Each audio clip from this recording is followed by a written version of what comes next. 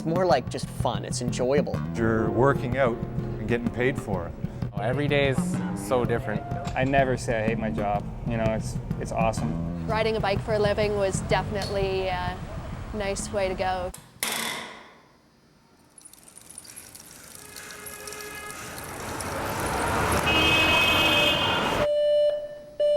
Yes, Traffic John with your traffic update. Main second is backed up due to traffic. I got into being a bike courier because back in the summer of '86, I had worked as a pedicab operator, and as I was in this great big pedicab tricycle, I kept watching the bike couriers come zipping by me all the time, and kind of thought back then that it would be a cool summer job to have. So when I was 19, I went looking to try and be a bike courier. Really, I think the job every day is new and different. I like that about it. Never seems repetitive anyways. When the day starts, usually mornings are very slow. You know, most of the offices are just opening up. Business hasn't really started. So that time in the morning seems a little relaxed. And then 10 o'clock or so, it starts to get rolling. And when it gets rolling, then it really gets going. If you'd never heard of a courier, you tell somebody that we are a really fast mailman. A client would phone us. We come to the office, and if required, we'll even phone the original client back and tell them that the delivery's done. Couriers are the blood cells in the veins of the body, right? If the body is the economy, we're the blood.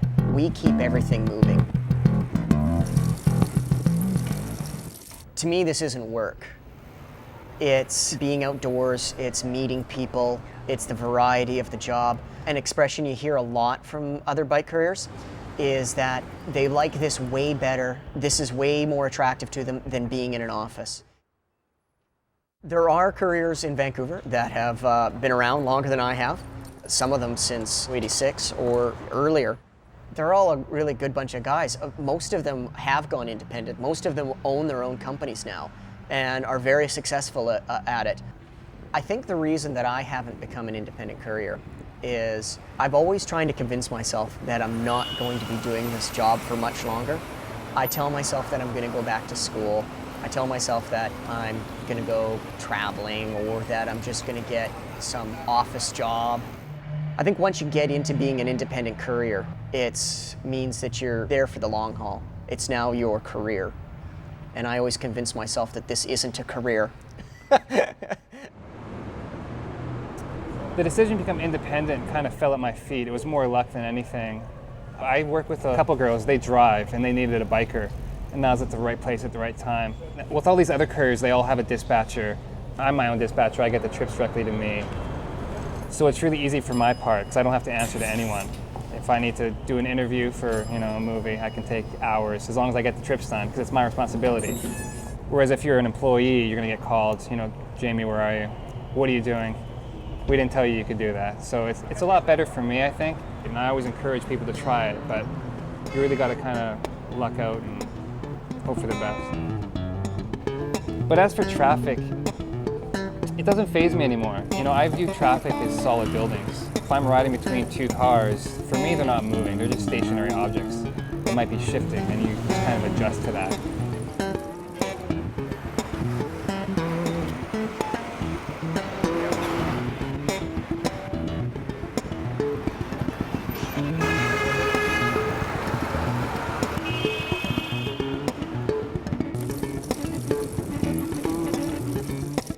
I wouldn't consider couriering dangerous unless you make it dangerous.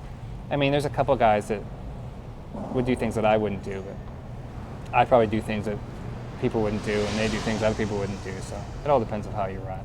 The only thing that you can't help, of course, is if you get doored, which is when you're riding along the side of parked cars and someone decides to open their door in front of you. This is one time where I did have an accident with a car, and it really was my fault. I was riding the wrong way up a one-way street, trying to just get back to the next intersection where I could go off on the right way. It's always interesting dealing with Vancouver traffic. And seriously, Vancouver is just a nightmare. You just got to maintain your focus and go with it, or else you're going to get hurt. And usually you're only in a blind spot for like a second because you know he can't see you. And this person was just about to get out of their car, and they naturally looked in their rearview mirror to make sure nothing was coming from behind, but they didn't really expect somebody to be coming from the front. A guy cut me off really bad. I was frustrated. Didn't even know if he'd seen me. You can't get upset. Someone cuts you off, you can't freak out. But I was tired or lazy, and I knew he was going to go into the parking spot. Threw the door open, and I went straight into the door and right over the window. I've had a couple wheels bent up. Did a header into the side of an SUV at full speed, broke my collarbone. You let down your guard for like, a second and you could die. He just turned right into me, flew over the hood. Helped me up off the ground and everything. Were totally apologetic, saying, "Oh my God, I'm so sorry, I'm so sorry." I had like 10 stitches or something. And I knew that it was my fault. I had a few screaming matches with some drivers as well. It's almost always a Washington driver. As long as you missed the car, even if it's by a half an inch, that's all that matters. No, that's okay, that's fine, that's great. And just walked away as quickly as I could before he realized how much damage I'd done to his car and that it was my fault, not his. I mean, you might get in altercations with cars all the time, but I think for the general society's view on couriers is they probably think we're nuts. And if I was describing my job to someone, I would think it's nuts because you're breaking as many laws as you possibly can, or trying to get the trips off on time. And for the normal layperson, I mean, that's crazy. I mean, why would you do that for $1.50? But they don't understand that the $1.50 turns into $150, and it's not that dangerous at the end of the day. They'll tell you that they've got, a bachelor's in history or English lit or this or that. Or you'll hear guys talk about how they have worked as a computer programmer and they're burnt out. And so they're just going to do this, and they'll, hang around until they get, their brain recharged or whatever, and go back to making the big money in computers.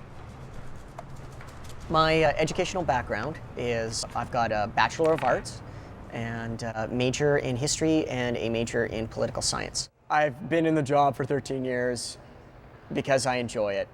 It's one of those jobs that's awesome. I mean, you love it, but I couldn't see myself doing it for 50 years. I plan on writing my Pulitzer Prize-winning novel and becoming famous by then, hopefully. And if we're not, we're in big trouble. So 10 more years, 20, as long as it takes. I will be in law school, but if you asked me a couple of years ago, I would have said the same thing. I don't really know where I'll be in a couple of years, but I always plan on not being here as a courier.